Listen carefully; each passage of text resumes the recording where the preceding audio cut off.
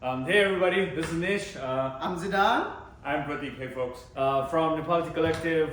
So one of the things that we always wanted to do was start a tea tasting session and do it in a really disciplined way. And thanks to Zidane, he came up with this Friday tasting sessions. What we wanted to do here was mainly, we've been only exposed mainly to Nepali teas, but we really wanted to expand our palette and just kind of compare and contrast between different types of teas, different teas all around the world. Though we've tasted many different teas from all over the world, we've not necessarily done comparative tastings. And so we really wanted to dive into the world of, different taste profiles and all of these different things.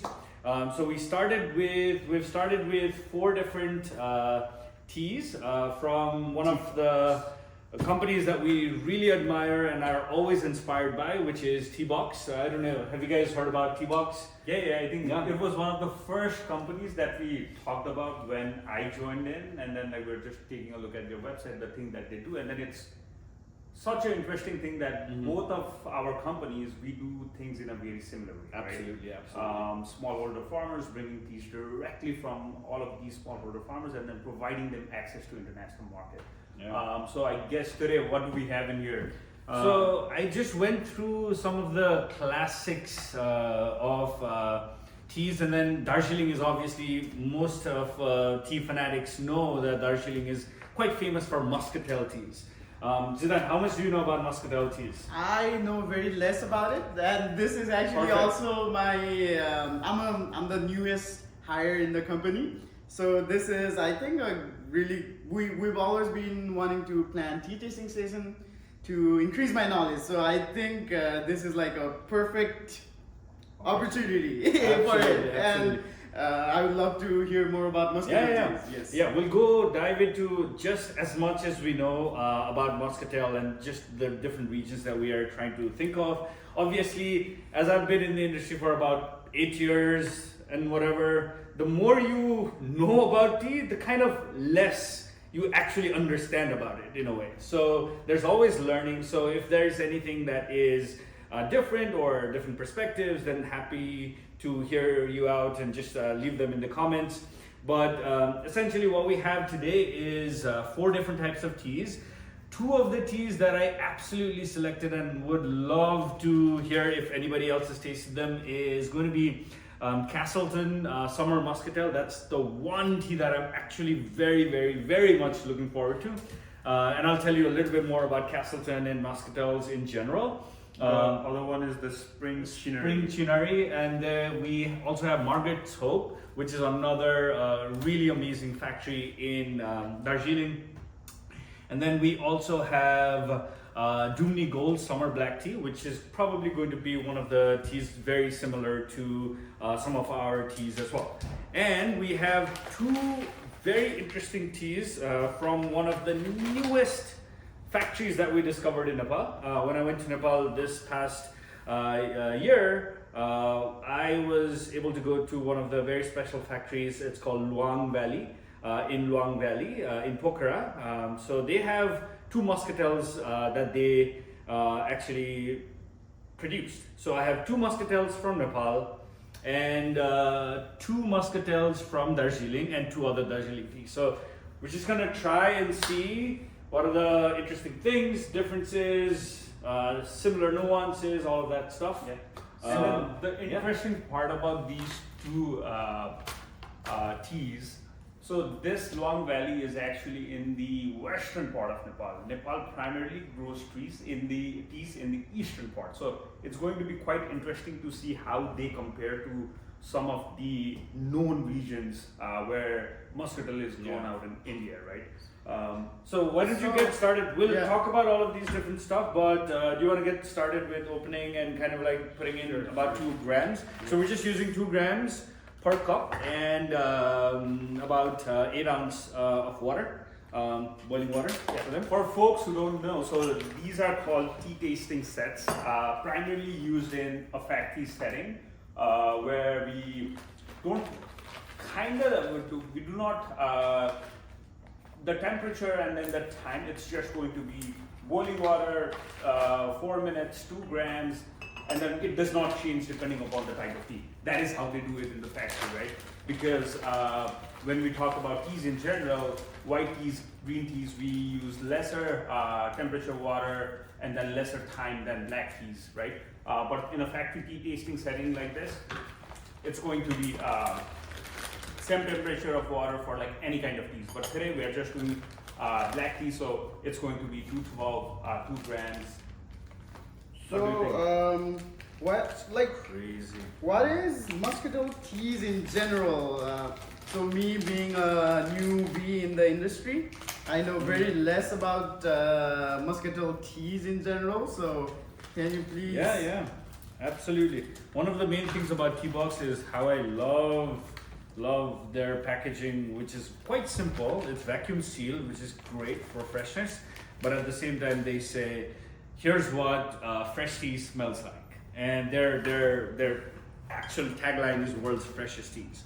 And then which is look at great. this, like very environmental friendly as well, just because like they use so much less packaging. It's just like this bag to preserve the freshness, and then there's like a sticker out there. I don't know if this is compostable, but still. Okay, so just to give you an idea, Zidane, Muscatel teas, in general, Castleton is actually not awarded. So Castleton actually came up with the name Muscatel. So that's why one of the reasons Castleton factory in Darjeeling is actually known, still the kind of like the big name in Muscatel teas and Darjeeling teas in general, is because Castleton was actually one of the farms that produces some of the best Muscatel teas.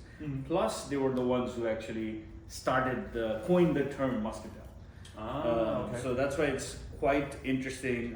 So from my a little bit of research knowledge, and I actually was in Darjeeling about 1.5 years ago, and I was able to visit quite a few farms. Unfortunately, not Castleton itself, but so Castleton basically started in 1860s.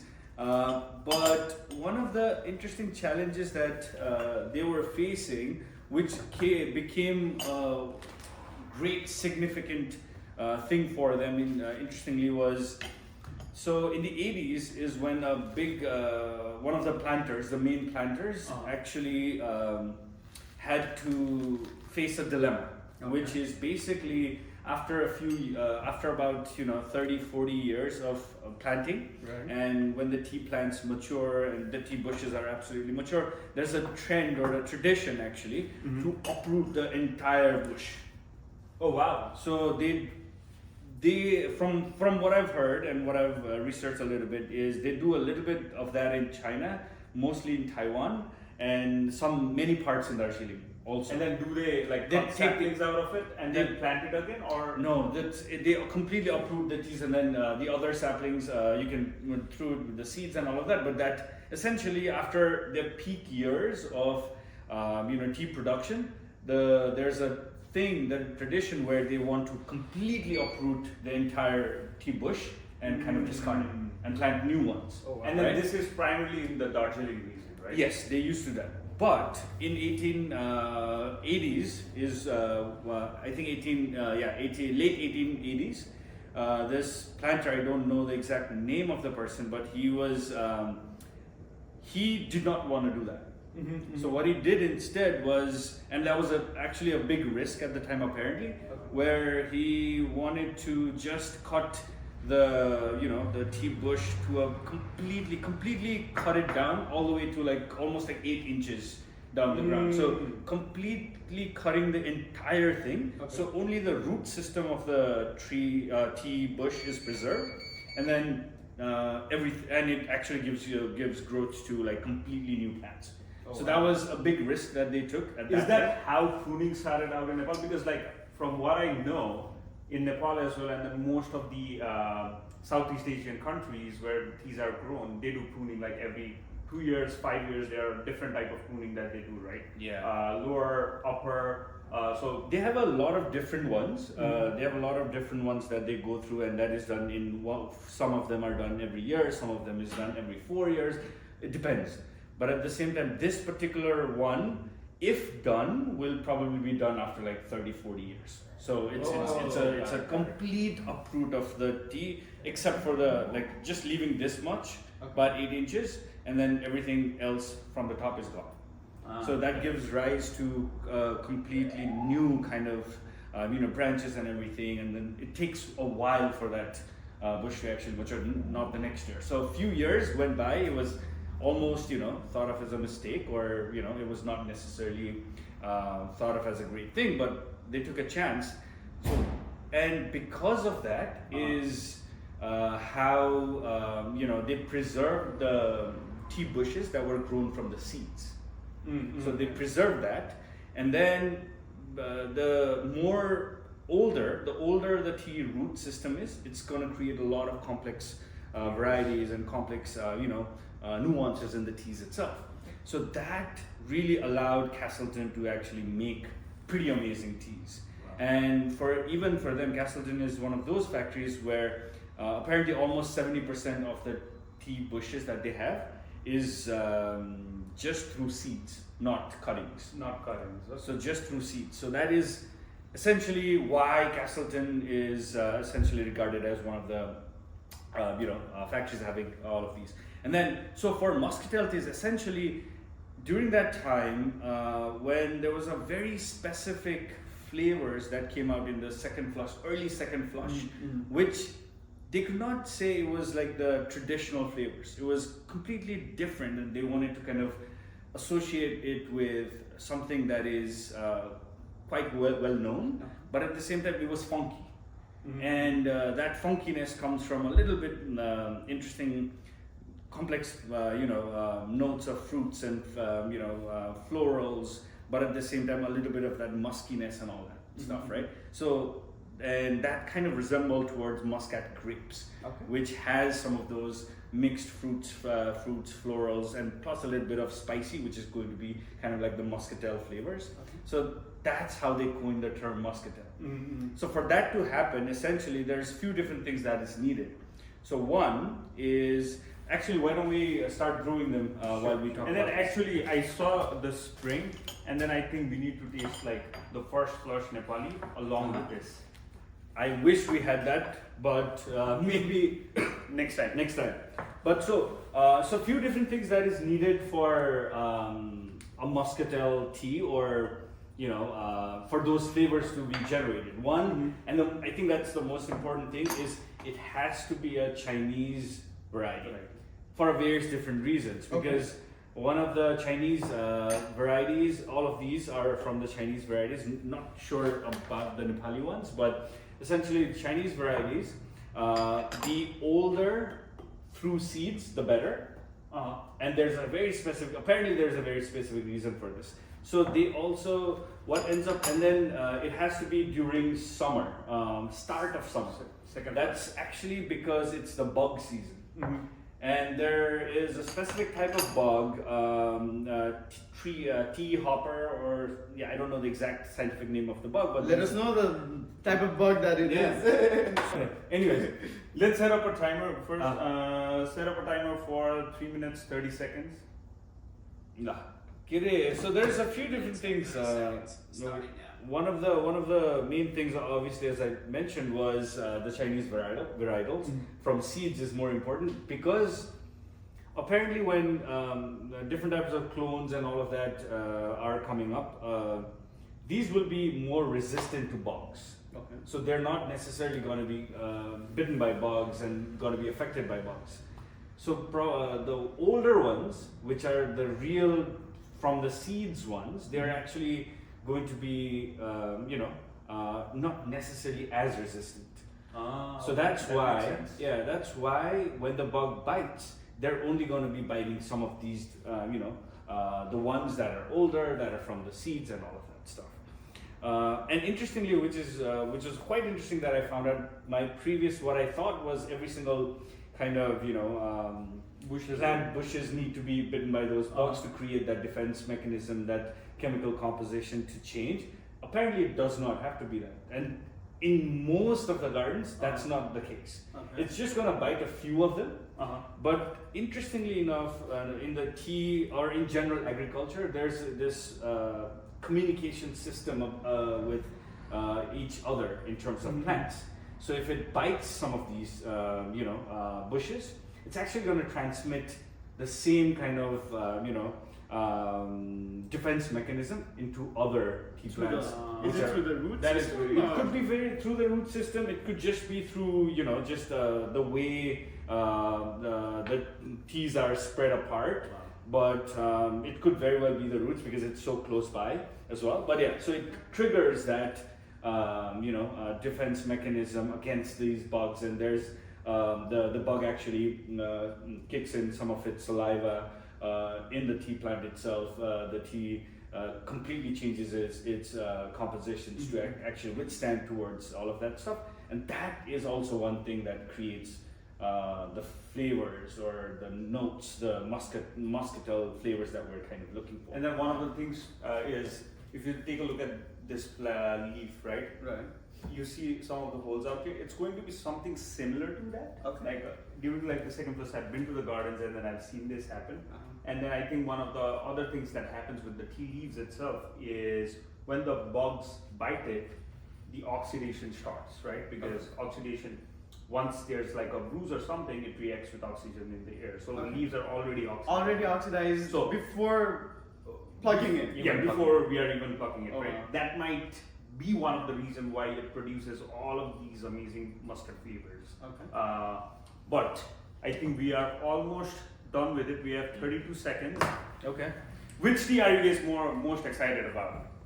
The Castleton Muscatel is what summer Muscatel is what I'm most excited about. And then, by the way, so generally nowadays, apparently in many of the Darjeeling gardens as well, even though there's so many nuances towards this muscatel flavor, but just because there's, everybody knows Darjeeling teas as muscatel teas, every summer tea is kind of like thought of as muscatel in a way. Oh, wow. So there are some farms and all of that, they'll just say this is muscatel tea, but it's not necessarily on the flavors, but it's just because it's the summer and the first harvest during,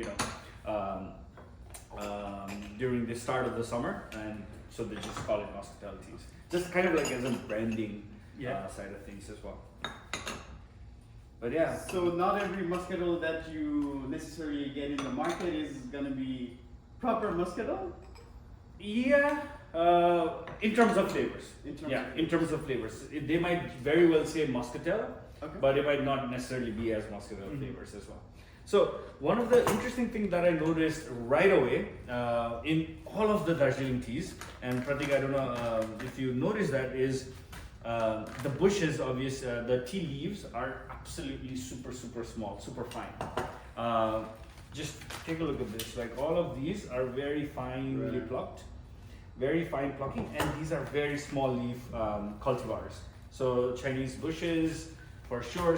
We're very much familiar with a lot of Assamica bushes as well, because some of our farms actually have Assamica varieties up in the hills. And that is also one of the, interestingly, botanically, that is what separates Nepali teas, specifically from our specific garden. That is what separates our teas from many other, Nepali and Indian teas as well. So where do we start? These are all black teas. So generally, if you were doing a tasting, you would kind of start with some of the lighter teas. But these are all black teas. Some of them are very light. I think in terms of these two are going to be what they call light and bright, which is going to be like the spring flush. So mainly between March 15 to about April end. Do they have a date in here? they should have a date. Packed by, let's see. So batch number is... No, that's packed date, but I'm sure they have a. I'm pretty sure they have a the date when it was plucked.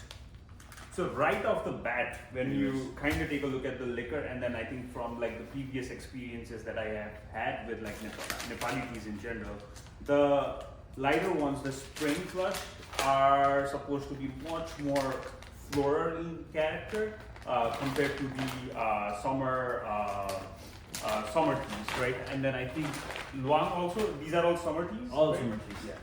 So these are going to be, so these four, the 1, 2, 3, 4 are going to be much more muscatel. These are going to be much more floral in nature. Let's try with the floral ones. Let's go.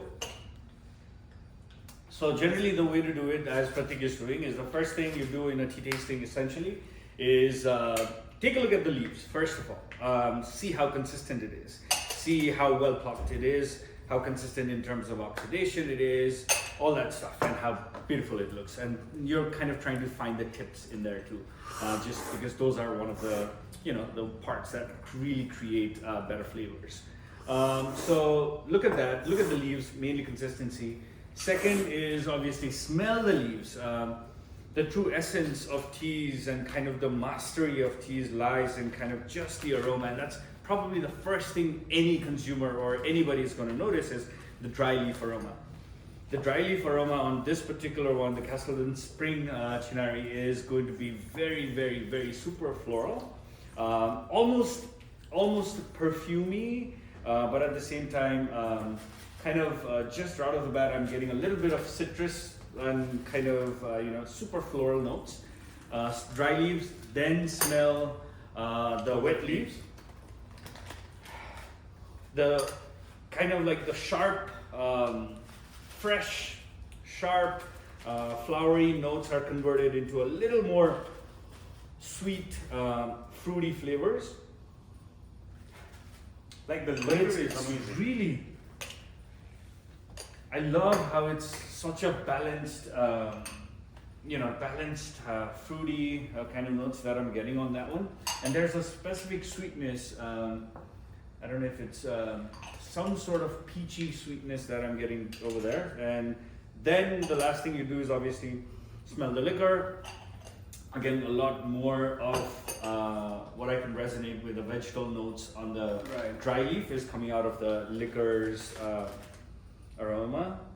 It is very vegetal and also has got that nice bitterness to it. For me, there's like a little bit of nuttiness as well in there. Mm-hmm. While Nish is doing that, let me try. The other one that I'm trying right now is Margaret's Hope. There must be a story to that name. Wow.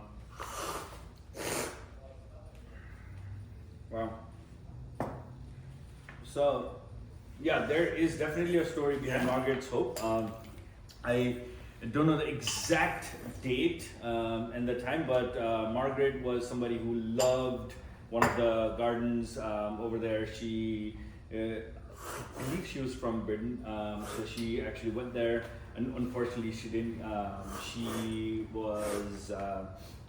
died at one point, and she loved the garden so much that their family actually bought the garden and actually named it Margaret. So she really had high hopes of creating an amazing area and teas over there. So one of the things that I've noticed comparing this to Nish, smell that as well. Zidane, for you, what has been like the bigger distinction between these two, just smelling the leaves itself? I believe this one is a little more floral. More floral than this? Or lighter. From what I'm getting right now, this is going to be much more woody. Okay. Compared to this. This is much more floral, right? And then the liquor itself, I think I would prefer this over this. There's that, I think, a little bit more oxidized as well. Yeah, I totally agree on that. Is more floral notes are very prominent over there. Even on the dry leaves of this particular one, Margaret's Hope, Spring Chinari, you're getting some kind of interesting woody, as you mentioned, that kind of texture, a little not necessarily floral or spring vibes Yeah, that I was right. thinking about. Yeah, Like that, right off the bat, the one of the things that I was thinking about is this has to be some sort of like a Nepali black tea that we just drink regularly. Yeah, it's a Now little you've different. mentioned it, I can smell the woody. That is exactly another thing that happens is, it's kind of like groupthink whenever somebody gets, let's say vanilla, and everybody's brain starts to get vanillas. So anyways, I really thought this particular cup, the Castleton Spring Chinari, this really had a nice Right. cup. And then this is going to be much more comparable to Nepali first First as flush, well. yeah, the first flush is very much comparable to that. I love how balanced the first cup is. And then one of the things that I always take a look when I'm like doing these kind of tasting is just trying to take a look at the leaves itself, just to see how uniform the oxidation as well as the plucking is, right? Just looking at the leaves, I don't see a whole lot of tips in here, right? I think there were some tips out here though, in the dry leaves. Yeah, a little bit of tips out here not so much. And then the oxidation is uniform as well in this, compared to, see, this is a little more darker. And then I think that is what brings up, inconsistent on this one, Yeah. while that was pretty consistent. Okay guys, I just smelled that and it's insane. the summer muscatel. Yes. Oh, I'm excited. Because like, I think the only muscatel that I have had is from our family farm, that's about it. Yeah, and this is just the smell of that is, it's crazy. It's The sweetness, man. that is exactly what you're supposed to be that is exactly what you're thinking of in terms of muscatel. Is really nice sweetness, perfumey, and a little bit of that spicy notes, a little musky. It's kind of funky. Oh wow! It's It really almost smells like a perfume, like my cologne. Exactly. Yeah. So that is essentially. wow. It was rather prominent on the wet leaves than obviously the dry leaves. Dry Right. leaves were a little, it's Not very, not very aromatic. but yeah, the perfumey smell that is, And that's then there, a lot it's of tips in amazing. here. Wow. And it doesn't go away. Look at also one of the most important things. Look at how fine, coppery, nice, very finely, uniformly oxidized that leaf is, and Right. just that nice sweet flavor is what I'm hoping to get over here as well. And then this kind of reminds me of a little bit of rose label that we have, which yes. which has that perfumey flavor to it. And rightly so as well, because the rose label was also, when it was started, it was from a very specific cultivar which had some of those specific notes, and it was also the same exact timing. Okay. Start of the first, right after the first flush ended, Right. start of the second flush, that is when it was plucked. And it was the perfect timing for bugs, perfect timing, perfect all of that, but different. It was a completely different cultivar, but really reminds me of the And, Rose Label Reserve. How One of the far are the gardens where our rose label is plucked, and the garden where summer muscatel is plucked? where is Castleton? Do you know? I Yes. think it should be 6 hours. Yeah, just about from around our area. So 2 hours over there and about 4 hours. So interestingly, in Darjeeling, the next time you visit there, pretty much all of these gardens are very close by. Okay. Very close by. I had the opportunity to visit Makebari, which is one of the classic tea gardens out there, and a factory which is great. And right, about 10-15 minutes up there. Would is you say Castleton. it's similar to Ilam, where like Oh, yeah, everything yeah. is like Very much nearby near. kind of thing? He's hoarding on the. Yeah. So the smell itself is really resonating in terms of it's reflective of, the dry aromas, which is kind of very less compared to what the wet leaves were, very pronounced. Apparently, Nishchal does The not perfume. want to let that go. So And then this is very when we talk about like, oh, there's that peach flavor to it. This is the peachiness that I generally talk about. Just think about like any stone fruit, Right. and then think about peach. I think that is how you can relate to it. Yes, You get exactly. you get a lot of peach in there, and yes, it really translates. I think we probably overbrewed it a little bit, but still it really has all of that, notes over there. The sweetness is coming through. It's a slightly astringent, which is good, which is still good for a black tea. Perfumey comes, the pronounced perfumey notes are mostly in the wet leaves, Not in the not dry, necessarily in the dry leaves, but it lingers.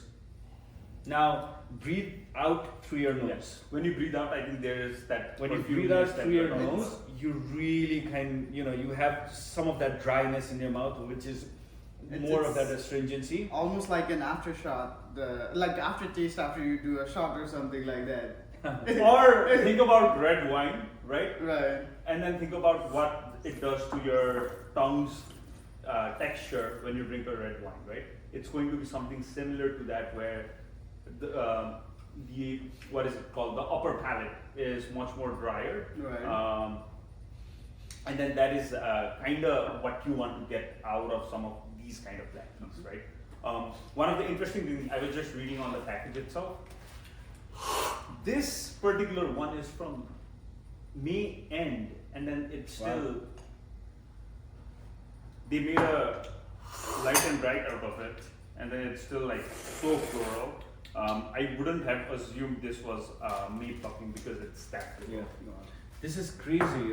The more you drink it, and the more you exhale, the perfume actually, it's super perfumey. It's really is in your mouth, and it feels like when you open your mouth, you're letting go of that perfume. It's crazy. And then it's very heavy on your tongue as well, Right. which is very nice. Like, and then like Nishchal said that the perfuminess, it's there. Definitely when I open my mouth Yeah. and get more air in. Yeah. Yeah, I can It's feel that muskiness that I was talking about. Right. This is the muskiness. That's kind of like it's a little sweet. It's a little floral, but at the same time has a little bit of that spicy, rum notes to it. Right. This is exactly it. But yeah, still, for me, Really good. smelling the wet leaves versus like drinking the liquor, Mhm. like I would have imagined the notes would have translated even more. yeah. I think we brewed it a little bit longer. I think. Let's but- try it in a teapot yeah. as well later on. And the sweetness kicks in. No, Yeah. I can definitely feel that sweetness. What is this? So this. It's a bit more malty. This particular one. Do we have a name for it? So this is basically going to be a Some black tea other- with golden tips, not a whole lot of tips, but still Yeah. some out here. After that Castleton Muscatel, this probably feels very bland. Like even the liquor. Yeah. I mean, I love the complexities of the Muscatel tea so much that this feels very normal. It's like, okay, good, nothing else, right? Like the aroma. I know what not you just feel. the aroma, but just The just liquor as well. liquor itself. It's lighter, definitely. Lighter on your tongue, not a whole lot of. I didn't find any astringency. There's actually no astringency. It's simple. Okay, black tea, bland, Right. very bland. Yeah. After that complexity, it's really just bland, I guess. Okay, time for some Nepali muscatels. The leaf. One of the things that you see right off the bat is a different style of tea making right over there. Just because Definitely longer leaves. Yeah, longer leaves, fuller leaves. This is more of the Fuller traditional- leaves, and then this is going to be. They have sorted. They put the. So basically, what happens is when they make these kind of teas, right? So this is called DMT, right? What's coming in from the dryer itself, right? and then they put this into a breaker. That breaker is essentially like breaking the teas. When you like kind of put the tea leaves in your hand and then you break this, right? This is what the breaker is doing. And then they have like 6-7 different grades where it is sorted, right? So it shakes this way, and then it sorts. So sorts into many different kinds of flavors. Sorry, not flavors. Different grades. Grades. So that, the fannings, the broken, and then this is called the SFTG FOP. Okay. So basically, this would be the finer grade, and then you'll get all of those different brokens and fannings and all of that. I think, what do you think? Like, is it the Europeans who taught a lot of these countries to do it this way? Because it is very expensive when you ship it this way because it's flaky, right? Yeah. Okay. However, it's not. It's going to be very more compact. Yeah. And is it the leaves that's more finer over here? I think even the plucking style for some of these plucking style, I'm pretty sure it's the same plucking style. Yeah. Okay. Plucking style is different, but this the easiest way to understand this is I think more Indian style of producing teas in general. Indian Sri Lankan style of producing teas. This is more of the Chinese style of producing teas. where they don't Fuller put leaves, it they through don't. Yeah. the breaker. There's nothing like sorting and all of that stuff. Okay, I It's see. like full leaves, intact, and that's how you pluck it. That's how you make it. End product is like that as well. Okay. So that's why you see like fuller leaves. Okay. And smell this, guys. Isn't it so interesting? When you think about it, China was one of the first one to produce teas. Commercially, it was the first shipment coming out from China to Netherlands, right? Being that, wouldn't you think that the commercialization would occur in China first, where they are actually thinking about like, oh, the cost of transportation and everything, and then they would rather put it through a breaker and then like kind of make it more compact than. But no, they did that. So when you think about how China treated the teas in general, it was not this way that China started teas. It was cakes because it was easier to transport. So they made it into cakes, put it into horsebacks, and then go through those roads. So with that, essentially tea was pu'er in general previously, right? So you were basically making it to cakes and then kind of transporting it. So different ways, I guess. Different ways, but yeah. Okay, so this is my distinction between these two. This is less perfumey, much more sweeter than this. This was very perfumey. There was the kind of sweetness I was looking for, but this one has more sweetness to it. And then maybe some sort of what are you getting? The flavor notes? Is it going to be stone fruit again? I think for me it's like stone fruit again. Some sort of stone fruit. It's almost the same. For me, it's lovely perfume. Lovely perfume. I would say, right now that's almost died down a little bit, but This is perfumey easy as well. perfumey. It's very similar. And yes, I feel like it was a lot more harsh, perfumey to an extent. I think but that this has is, more muskiness to yeah. it. This is more round when you think about This it. is more softer. Softer, yeah.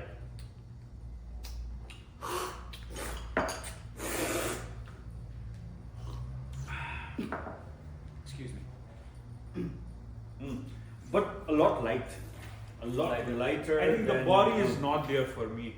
Yeah. Interestingly, the summer castles in Muscatel, it was really good to see kind of like the progression and kind of how it translated into the final taste, final cup, and all of that stuff. Nicely translated. The Nepali one is lighter for sure. Lighter for sure. Here's what I think. For me, it was like there was the perfuminess in the wet leaves. However, it didn't translate as much as it should have into this cup. Here, I think even though the perfuminess was a little bit lesser, the sweetness kind of did translate. Like I didn't expect much out of this one. The liquor. Yeah, much out of that liquor. But for here, like I was expecting something much more intense. Right.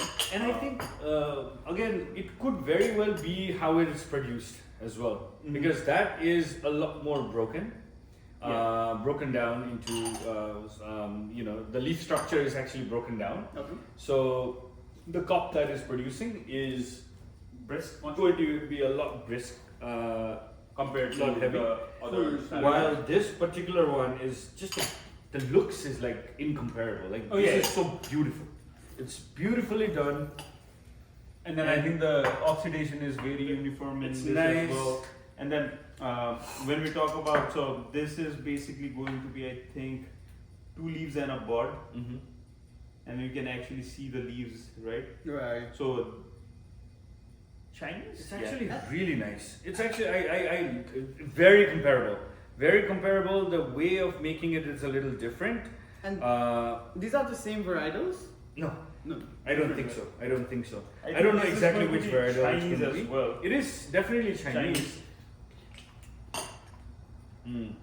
So the difference between these two is going to be just the date of plucking. Okay. Same technique, same tea maker, same region, every single thing. Slightly different area, but similar, very similar. Just the dates are different. I think So one was is this plus sooner or? this one. I don't know exactly. Okay, It's, so 11 and 11, this is 10th. 10th and this is 11th. So that was plugged sooner than this one. Yeah, and this one was the second day. Still good.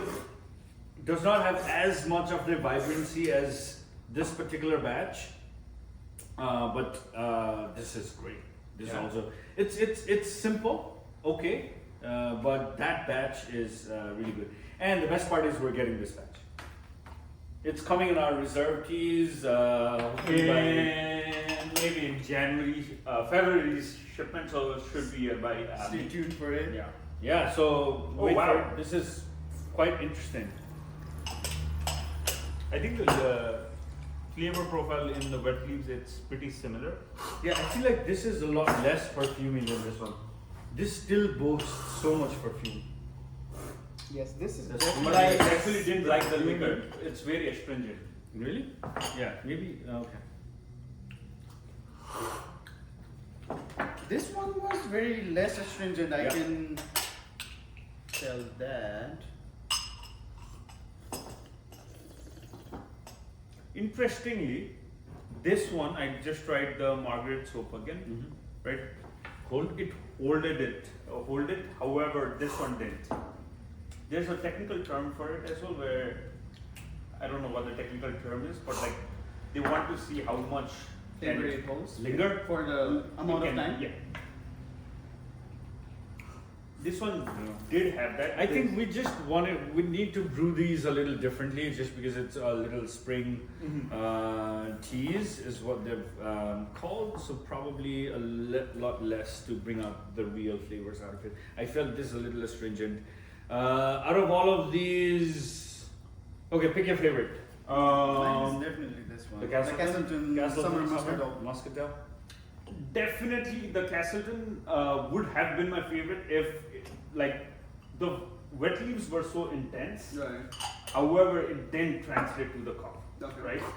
I was expecting just too much out of this. But there was still a lot in the cup itself, but yeah, not all of it. I would think say. for me, if I'm like taking a look at like all of these, like I know this is summer and then this is spring, I think I would go with this Okay. if I had to choose between all of these teas. I think it's more like a first flush person. Nowadays, like Nowadays. But you didn't used to didn't like like it. I didn't kind of understand the beauty of first flush back then, Right. But nowadays, like I drink a lot of first flush at home as well, and then this one definitely like has that. Go for the second. What's your second? These two would be my Only second one. and third. What about you? My second is this one because I am generally a very dark kind of tea drinker. I like black teas more, even now. Like you didn't like first flush in the beginning, I do not like green teas generally, or We'll do green tea greenish tastings spirits. sometime soon as well. Yeah, so I do not really do not like the vegetable notes. So yeah, for that reason I picked that for myself. How about you, Nis? I think, I'm very torn between this, the Nepali Muscatel, specifically from Luang, Luang. and the Castleton Summer Muscatel. I'm sure Castleton has much better versions of the Muscatel itself. Probably this is one of the generic ones that they have. But yeah, I would go with the number one would probably be Castleton. Still, like after this as well, like Yeah, smell that. It's crazy. Oh, wow. It's crazy how perfumey that like, is. in the wet leaves. But like for some reason, like maybe we should try this. Brewing this again. Okay. Again.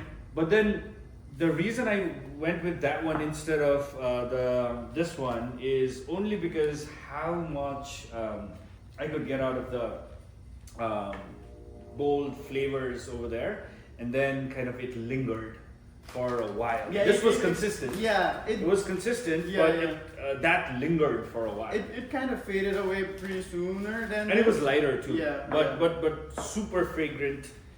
Yeah. If this was a 10, I would give this 9.8. Oh wow, that's very, Very close. close. Yeah, close. Super close. So number 1 and number 2. That also shows that the Nepali tea producers are doing a great job. Yeah, absolutely. And then it's so interesting, right? Most of the Nepali tea makers, they are trained out in Darjeeling by Indian tea makers, Oh, right? wow. But the technique that they have used out here is Chinese technique using Chinese machine. So there's like this combination of like Chinese and Indian influence, I would say. They're not even combination, influence of like Chinese and Indian tea making Right. in whatever they do. Oh, And then wow. most of the leaves as well. Some are Asamica, some are Chinese, right? Okay. Varietal. And then if you go to our family farm, it's very different. Like they don't even know which. Like mostly it's going to be Yeah. Asamica. Okay. But when Grandpa got started the tea farm, he was not thinking about varietals, cultivars, and everything, right? He got everything he could get. Yeah, he just got teas. That's Yeah. it. Okay. Anyways, so thank you everybody. Yeah. I know this has been a long session, but we enjoyed it. I loved it. I loved Hope it. it was educational. Yeah, hope it's educational for you guys as well. Yeah, and we hope to do this every Friday, at least for 30 minutes if we don't talk too long. I think this guess. was a little longer than But expected, yeah. apart from that, it was very interesting for us to try all of these different stuff. Tell us which origin should we do next. Yeah. I have some teas from Taiwan, I think. That's Taiwan. A vendor actually sent us some of the Taiwanese teas just for some tastings. We'll do that. Actually, next week we have a tea producer from Japan coming along to do some matcha tasting. Oh as well. yeah. Let's do. Oh, wow. Yeah, we'll do that on Monday, and then we'll do some Taiwanese on. Do you have it on hand, like the Taiwanese? Yes, I think so. Okay. Yeah. Okay. So we'll do that. And shout out to T-Box for all Yes, his shout out to teas. T-Box, super inspiring company. Check them out. Yeah. And wait for our Muscatel to come back online in hopefully May. Yeah, let us know what teas you want us to taste, and we'll do that. Thank you very much for tuning in. All right. Bye. Cheers. folks. And by the way, we're thinking of calling this session "How I Brew This." It's a very good one. All right, So let us know your thoughts. we'll put that down there. All right. Cheers. Bye bye. Bye.